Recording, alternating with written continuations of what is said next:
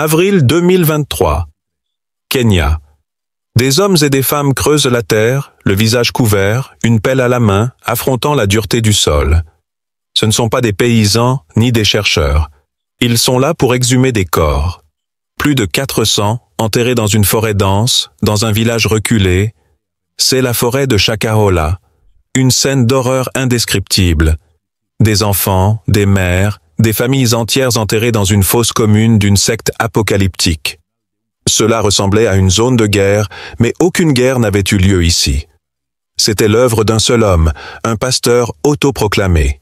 Son nom, Paul Mackenzie, un prédicateur qui avait convaincu ses fidèles que mourir de faim était le seul moyen d'atteindre le ciel. Comment un simple chauffeur de taxi de Malindi est-il devenu le chef de secte le plus tristement célèbre du monde? Comment a-t-il persuadé des centaines de personnes de se tuer, et de tuer leurs propres enfants? Si tu n'es pas encore abonné à la chaîne, fais-le maintenant, car cette histoire va te laisser sans voix. Paul Mackenzie est né en 1973 dans le comté de Kilifi, sur la côte kenyane. Il a grandi dans une famille évangélique nombreuse, avec 9 frères et sœurs. Église le dimanche, répétition de chœur, lecture biblique. En apparence, il était l'exemple parfait d'un jeune dévoué, mais ceux qui le connaissaient voyaient autre chose. Il avait un tempérament explosif. À 16 ans, lors d'une crise soudaine, il frappa un autre garçon si violemment que l'incident resta dans les mémoires pendant des années. Après le lycée, Mackenzie s'installa à Mombasa. Il vendait des marchandises dans la rue, conduisait des taxis à Malindi pour gagner sa vie. Mais partout où il allait, une chose se démarquait, sa voix. Sa façon de parler captivait les gens. Même dans une petite église baptiste qu'il fréquentait, il se mit à prêcher occasionnellement, et la rumeur se répandit. En 2003, quelque chose changea. Mackenzie déclara avoir entendu l'appel de Dieu. Il quitta alors son emploi de chauffeur et fonda sa propre église, l'Église internationale de la Bonne Nouvelle. Au début, elle ressemblait à n'importe quelle petite congrégation pentecôtiste, mais Mackenzie avait quelque chose de différent. Les premiers membres affirmaient qu'il avait un don pour convaincre les gens. Il était magnétique. Trop magnétique. Son église grandit rapidement au cours des années 2000. Vers le milieu des années 2010, ce n'était plus seulement une église, mais un mouvement. Des centaines de fidèles remplissaient ses cultes, attirés par une promesse spirituelle. Mackenzie affirmait posséder un pouvoir divin.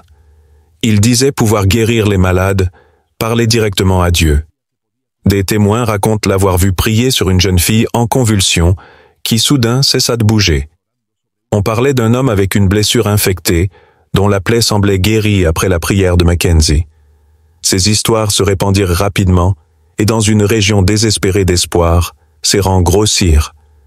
Mais dès le début, ses enseignements éveillèrent des soupçons. Mackenzie condamnait tout ce qu'il appelait « mondain ». Sermon après sermon, il exhortait ses fidèles à rejeter l'éducation, la médecine, la musique, le sport, même le divertissement. Jésus n'est jamais allé à l'école. Pierre n'a jamais étudié, disait-il, incitant les parents à retirer leurs enfants des écoles. Il condamnait aussi les hôpitaux et les médecins, prétendant que les vrais chrétiens devaient s'en remettre uniquement à la foi. Il devint obsédé par la fin du monde, avertissant sa congrégation que la fin était proche. Vers 2017, il leur annonça qu'une peste viendrait anéantir tout. 2 ans plus tard, le Covid-19 survint. Pour ses fidèles, ce n'était pas une coïncidence, mais la confirmation qu'il était un véritable prophète. À mesure que sa rhétorique se radicalisait, le danger devint impossible à ignorer. En 2016, les premiers rapports apparurent. Des enfants mouraient dans son église. Des parents, obéissant à Mackenzie, refusaient les soins médicaux. En 2017, le gouvernement intervint enfin. 93 enfants furent sauvés de son complexe. Mackenzie fut arrêté et accusé de négligence et de radicalisation. Il avait même lancé une chaîne de télévision, Times TV, pour diffuser son message bien au-delà de Malindi. Mais la justice échoua. Il fut acquitté pour vice de procédure. Une autre affaire fut simplement classée. En 2019, il fut de nouveau arrêté pour avoir attaqué le nouveau programme d'identification biométrique du Kenya, qu'il affirma être la « marque de la bête ». La pression augmentait, et Mackenzie fit alors un geste inattendu. il annonça la fermeture définitive de son église. Pour les autorités, c'était une victoire. Mais ce n'était qu'un piège. Mackenzie ne se retirait pas. Il se réorganisait, préparant quelque chose de bien plus dangereux. Les enquêtes révélèrent plus tard qu'il s'était inspiré de William Branham, un prédicateur américain connu pour ses prophéties apocalyptiques et son hostilité envers l'éducation. Branham avait autrefois influencé Jim Jones, l'homme derrière le massacre de Johnstown. Mackenzie suivait cette même lignée. Dans ses sermons, sa doctrine devint un cocktail mortel. Il annonça que le monde prendrait fin le 15 avril 2023. Ses prêches insistaient sur l'obéissance totale et l'isolement. Les fidèles étaient convaincus d'être les élus de Dieu, mais le tournant le plus terrifiant fut sa nouvelle définition du salut. Mackenzie prêchait que le jeûne, c'est-à-dire se priver de nourriture, pouvait accélérer l'accès au paradis. En 2022, il ordonnait ouvertement que mourir de faim était le seul chemin garanti vers le salut. Même les enfants ne furent pas épargnés. « Laissez-les mourir », proclamait-il. « C'est Jésus qui vous les a donnés. » À la fin de 2019, Mackenzie disparut de Malindi. Un noyau fidèle de disciples le suivit à l'intérieur des terres, à environ 65 km, jusqu'à Shakahola, un domaine isolé de 800 acres. Il leur affirma que ce déménagement était ordonné par Dieu, un refuge sacré.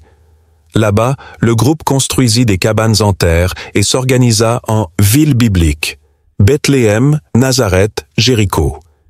Mais Mackenzie exigeait des sacrifices financiers. Une hôtesse de l'air de Nairobi aurait vendu des terrains valant des milliers de dollars et lui aurait remis chaque centime. D'autres vendirent leur bétail, leurs biens, tout ce qu'ils possédaient. Dans la forêt, Mackenzie régnait comme un roi prophète. Sa parole faisait loi. Au début, la vie semblait rude mais supportable. Le jeûne impliquait de petites rations. Mais ce n'était que le calme avant la tempête. En 2022, ces exigences prirent un tournant terrifiant. Le jeûne devint une marche vers la mort. Mackenzie ordonna à son peuple de jeûner jusqu'à mourir. Ce n'était plus symbolique. Il fallait littéralement mourir de faim. Les maigres rations disparurent complètement. Les fidèles furent forcés d'arrêter de manger. Mackenzie avait constitué une garde armée de machettes, de gourdins et de couteaux. Leur mission ? Maintenir le troupeau sous contrôle. Quiconque résistait était attaché aux arbres, battu, tailladé à la machette, parfois étranglé. Mackenzie ordonna une séquence macabre. D'abord les enfants, puis les femmes, ensuite les hommes. Les survivants racontèrent qu'il se comportait comme un roi pendant que les morts s'accumulaient. Pendant que ses disciples mourèrent de faim, Mackenzie, lui, mangeait en secret. La police découvrit plus tard un menu diététique affiché dans ses quartiers privés. Son cercle intime vivait bien aussi. Les gardes étaient payés et dispensés de jeûner. L'un d'eux avoua qu'il recevait de la viande, du riz et même des primes en argent pour chaque personne tuée. Les autopsies prouvèrent que la malnutrition n'était pas la seule cause de mort. Mackenzie avait autorisé ses exécuteurs à violer les femmes. Beaucoup furent agressés sexuellement avant de mourir. Au milieu de cet enfer, certains osèrent résister. Le pasteur Titus Katana, autrefois son bras droit, fut horrifié par ce qu'il voyait. Il tenta de confronter Mackenzie avec les Écritures, mais le chef l'ignora. Titus commença secrètement à convaincre d'autres de fuir, et finit par s'échapper seul. Le point de rupture pour beaucoup arriva lorsque Smart Malama, le bras droit de Mackenzie, ordonna aux gardes que même leur propre famille devait être sacrifiée. Il se vanta d'avoir déjà tué l'un de ses propres enfants pour la cause. Ce fut la goutte d'eau. Les gardes commencèrent à déserter. Au début de 2023, Shakahola s'était transformé en enfer. Les survivants décrivirent des personnes squelettiques, délirantes, pleurant sans raison. Les gens mâchaient des feuilles, des clôtures, voire de la terre pour tromper leur estomac. 2 enfants âgés de seulement 10 et 12 ans, qui s'étaient échappés en février, racontèrent aux villageois qu'ils avaient survécu en mangeant du sable. En février 2023, 3 femmes réussirent une évasion audacieuse. Pendant 4 jours, elles marchèrent dans la forêt, se cachant le jour, voyageant sous les étoiles la nuit, buvant l'eau des flaques d'animaux jusqu'à atteindre une route. Même en sécurité, elles étaient trop terrifiées pour parler pleinement. Cela montrait à quel point l'endoctrinement avait été profond. Victor Caudo, défenseur des droits humains, commença à rassembler les pièces du puzzle. Des informateurs commencèrent à apparaître. L'ex-pasteur Titus remit à Caudo une vidéo montrant une femme et 2 enfants battus pour avoir mangé. Un père nommé Francis Wanje implora de l'aide. Sa fille Emily et ses enfants avaient disparu à Shakahola. Caudo et une petite équipe décidèrent de tout risquer. Ils s'infiltrèrent dans la forêt et trouvèrent un garçon torse nu, squelettique, attaché à un arbre avec du fil métallique. C'était l'un des petits-fils de Wanje. Ce jour-là aurait dû être celui de son mariage. Il était programmé pour mourir. Ils le libérèrent, et l'enfant désigna 2 tombes récentes. Sa propre mère avait étranglé l'un des enfants. Ce sauvetage changea tout. Le 14 avril 2023, la police envahit enfin Shakahola. Mackenzie se rendit calmement, comme s'il savait que la fin était venue. Lorsque la police entra dans la forêt, elle marcha dans un paysage de morts. Des survivants titubaient entre les arbres, certains si faibles qu'ils ne pouvaient même plus se tenir debout, d'autres refusant d'être secourus, insistant pour mourir. Des fosses communes furent découvertes, éparpillées dans les clairières. La première contenait principalement des enfants enterrés ensemble. Dans l'une d'elles, 12 petits corps couchés côte à côte. Dans une autre, une famille de 5 personnes enlacées dans la mort. Ils trouvèrent aussi une femme encore vivante, enterrée jusqu'au cou. Elle avait survécu 3 jours sous la terre. Les autorités scellèrent la forêt. Des équipes médico-légales creusèrent jour après jour. À la fin d'avril, plus de 100 corps avaient été exhumés. La Croix-Rouge signala plus de 400 personnes disparues, dont 227 enfants. Les autopsies confirmèrent que 80% étaient morts de faim. Beaucoup portaient des marques d'étranglement, des signes d'asphyxie et de traumatisme violent.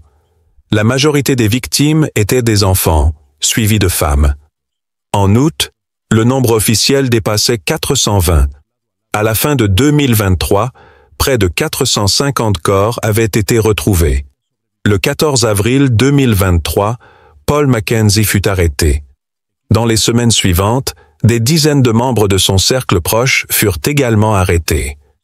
Le 2 mai, Mackenzie et plusieurs complices furent inculpés au titre des lois antiterroristes, ainsi que pour meurtre, homicide involontaire, enlèvement et cruauté envers les enfants. Dans un tournant choquant, 65 survivants furent aussi accusés de tentative de suicide, suscitant une indignation nationale. Les autorités retirèrent ensuite les charges et transférèrent les survivants dans des centres de réhabilitation. Mackenzie resta défiant. La liberté sous caution lui fut refusée. En janvier 2024, Mackenzie et 30 co-accusés furent inculpés pour le meurtre de 191 enfants identifiés. Il plaida non coupable à toutes les charges. En avril 2025, la Cour d'appel rétablit l'ensemble des 191 chefs d'accusation, déclarant que la mort de chaque enfant mérite d'être comptée. À la mi-2025, il demeure derrière les barreaux. Les procès sont en cours. S'il est reconnu coupable, Mackenzie risque la prison à vie. Mais le massacre de Shakahola n'a pas seulement laissé des corps derrière lui. Il a laissé des questions. Au Kenya, la colère du public se tourna vers un État qui avait échoué à l'arrêter. Les signes étaient là depuis des années. Des enfants retirés de l'école, des familles entières disparues. Pourtant, les autorités avaient, pour la plupart, détourné le regard. Cette tragédie mit en lumière une culture africaine minée par des prédicateurs exploiteurs. D'autres figures douteuses existent encore, exhibant des voitures de luxe et même des jets privés. Une gouvernance corrompue a transformé le continent en paradis pour charlatans, profitant de la pauvreté, de l'inégalité et du désespoir. Mackenzie priait sur les mêmes plaies que celles du peuple, le manque d'emploi, de soins médicaux, d'espoir, et il les remplaçait par la promesse du ciel. Des enseignants, des paysans, même des policiers tombèrent sous son emprise. Il se nourrissait de la faim d'espérance, de la peur des maladies et du besoin de réponse. Tu pourrais penser que les disciples de Mackenzie étaient ignorants ou naïfs, mais ce serait ignorer le contexte plus large. Ce n'est pas seulement une histoire de crédulité, c'est celle de la tentation de croire en des réponses simples, en des miracles faciles et en des promesses apocalyptiques. c'est l'histoire du magnétisme dangereux des faux prophètes. Et aujourd'hui, il est à craindre que le prochain Mackenzie soit déjà quelque part dehors. Car si la chasse au pasteur le plus recherché d'Afrique s'est achevée par sa capture, la quête de compréhension et de prévention ne fait que commencer. Comme société, nous devons poser les questions difficiles, sur la foi aveugle, le fanatisme et le pouvoir sans contrôle. Si cette histoire t'a marqué, laisse un like, partage cette vidéo. Il faut que le monde entende cette histoire. Il faut que le monde n'oublie jamais Shakahola. Abonne-toi si ce n'est pas encore fait. D'autres histoires d'Afrique doivent être racontées. Voici la réalité que Shakahola a laissée derrière elle. Des centaines de familles détruites, des centaines de vies perdues et un avertissement pour nous tous. La vigilance éternelle est le prix de la liberté. Merci d'être resté jusqu'à la fin. Que ces histoires ne soient jamais oubliées et que jamais plus nous ne laissions cela se reproduire.